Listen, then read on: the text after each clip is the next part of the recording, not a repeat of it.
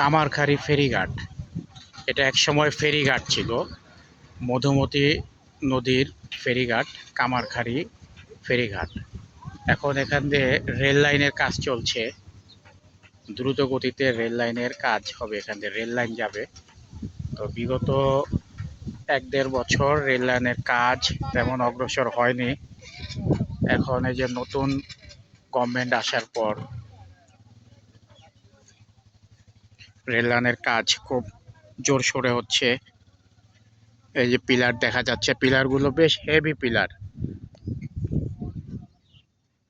নদীর উপর দিয়ে পিলার নিয়ে যাচ্ছে রেল লাইন।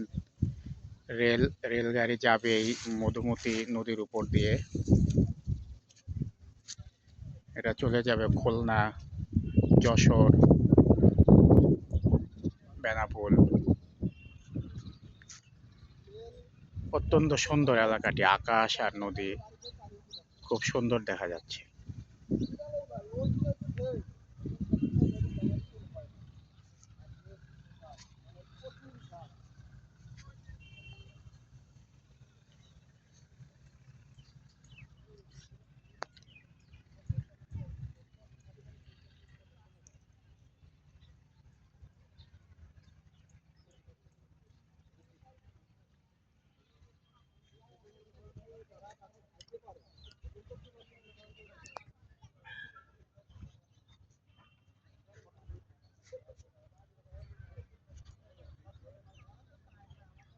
আশা করা যায় রেলের কাজ